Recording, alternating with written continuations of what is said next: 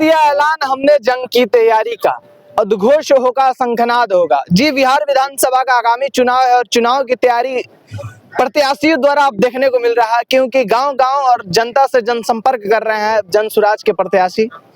या सभी पार्टियां के कार्यकर्ता और प्रत्याशी जनता का संपर्क कर रहे हैं। अभी उसी के बीच में मनपा चौगाई ब्लॉक के मनपा गांव में आया हूं और यहाँ पे उपाध्याय जी, रिंकी उपाध्याय हमारे साथ मौजूद है, जो कि जन सुराज डुमरांव विधान सभा की प्रत्याशी हैं।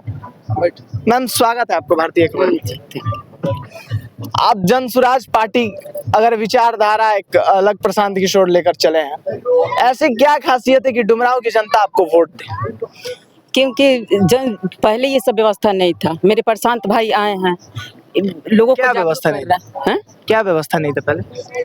व्यवस्था ये नहीं था ना कि पहले जैसे कि पेंशन वेंशन है बुजुर्गों का वो बहुत कम मिलता था। बच्चों की पढ़ाई है वो भी नहीं हो पा रहा था। मतलब कि बहुत सारा व्यवस्था नहीं था। जैसे नौजवान है उन लोग के लिए नौकरी नहीं था, दूर देश में जाना पड़ता था। जहाँ भी सोचिए कि जहाँ फैक्ट्री या जो कहीं भी कुछ घटना होता था वहाँ पर सबसे ज्यादा बिहार के ही लोग रहते थे, बिहार के ही नौजवान रहते थे। ये सब में बदलाव होगा, पलायन बंद होगा, ये सब को लेकर मतलब मेरे प्रशांत भाई जो है वो अपना आगे कदम बढ़ाए हैं।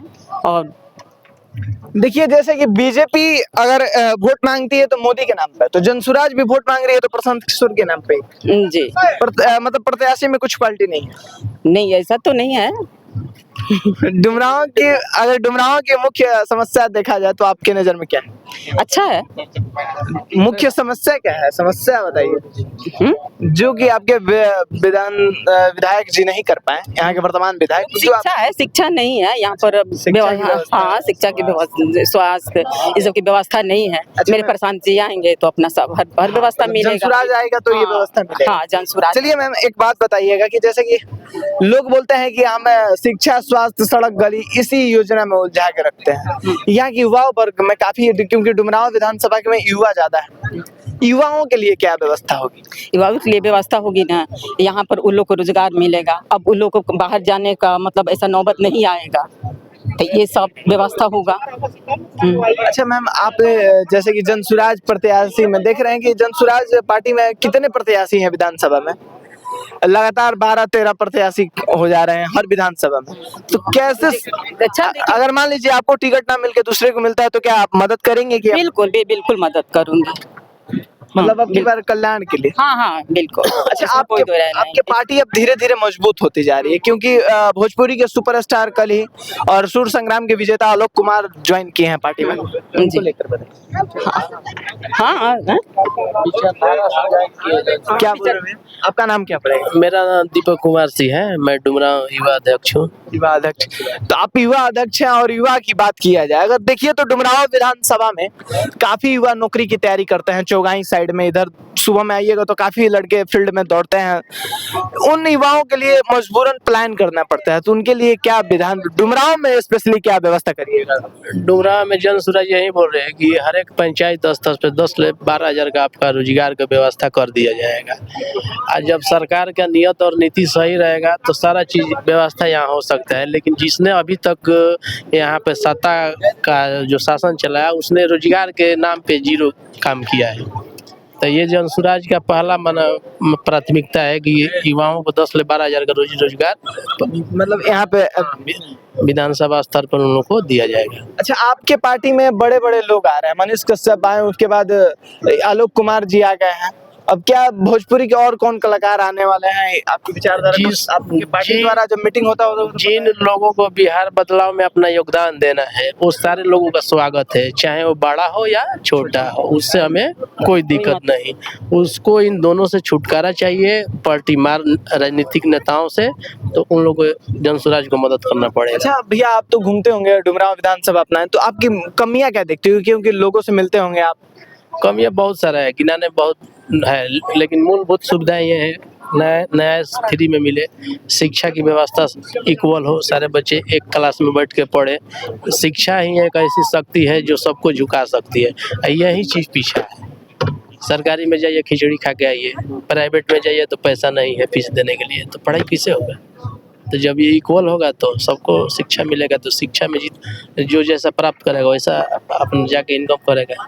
बिहार में तो बोल रहे हैं प्रशांत किशोर की सरकारी जॉब नहीं मिल पाएगा, लेकिन फैक्ट्री भी नहीं लगेगी, फिर भी रोजगार कैसे दें? नहीं, सरकारी जॉब एक लिमिट एरिया है कि इतना के आगे नहीं जा सकते हैं। सरकारी में कितना जॉब है अभी से लेके 23 लाख, टोटल लगभग 23 लाख, अभी तक तो 1.82 माने 2% ले कुछ कम है, तो संख्या 13 करोड़ 13.5 करोड़, कहाँ ले नौकरी मिलेगा?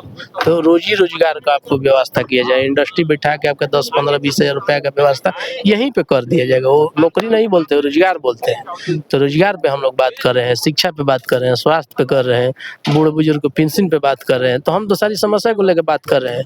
अगर कोई ऐसा करता है तो स्वागत है। अगर जनसुराज में माना जाए कि प्रत्याशी देखा जाए कि जो जन मतलब धरातल से जुड़ा हुआ होगा और मतलब लोकप्रियता समाज से भी होगा काफी, तो उसको अगर टिकट मिलता है तो नाराजगी रहेगी आप लोग? नहीं, नाराजगी क्या है? इसमें से जो आदमी आगे है हम उसके पीछे चलने के लिए तैयार है।